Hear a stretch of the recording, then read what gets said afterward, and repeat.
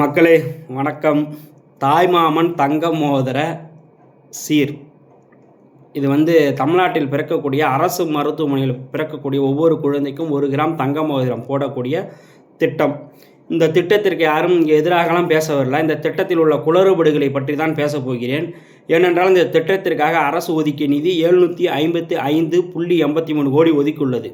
இந்த ஒதுக்கிய நிதி என்பது முறையாக செலவு செய்ய போகிறார்களா அல்லது எப்படி செய்ய போகிறார்கள் என்று இன்னும் அதற்கான வழிமுறையே இன்னும் வரல. நிதியை மட்டும் ஒதுக்கிட்டாங்க. செப்டம்பர் 15 இந்த திட்டத்தை செயல்படுத்த போகிறோம் என்று மட்டும் சொல்லிவிட்டார்கள்.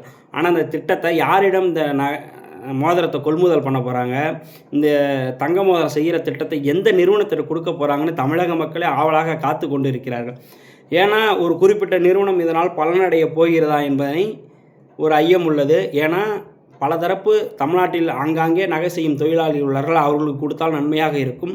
வெளிமாநிலத்திலிருந்து ஒரு நிறுவனம் வந்தால் அந்த நிறுவனத்திற்கு இந்த திட்டத்தை கொடுத்து விடுவார்களோ என்ற ஒரு ஐயம் உள்ளது. ஏன்னா அந்த ஒரு நிறுவனத்தை பற்றி பேச்சு பல அடிபடுகிறது. அந்த நகைக்கடையை பற்றி பார்ப்போம். நமது விஜய் அவர்களின் வெளிப்படைத்தன்மை இதில் இருக்கான்னு பார்ப்போம். ஏன்னா இதுவரை வெளிப்படைத்தன்மை இல்லை. மேடையில் மட்டும் அரசு பதவியேற்பு விழா மட்டும் பேசினார். இந்த ஆட்சி வெளிப்படைத்தன்மையாக இருக்க முடியும். வெளிப்படைத்தன்மை ஒன்றும் இல்லை. ஏன்னா விஜயோட மாமா இல்லைங்க, மாமாலாம் இல்லைங்க, அவர் மேனேஜர் ஜெகதீசன், அவருக்கு நியமனமான ஒரு பதவி கொடுத்துருக்காரு. அதில் கூட வெளிப்படைத்தன்மை இல்லை. ஏன்னா மக்கள் யாரும் உங்களை கேள்வி கேட்க மாட்டாங்கல்ல. கேள்வி கேட்டால் எங்கள் அண்ணன் கண்ணாடி போட்டுத்தீங்களா, திமுக குளத்தூரில் தோத்துச்சு பார்த்தீங்களா, அப்படி தான் பேசுவீங்க. பார்ப்போம்.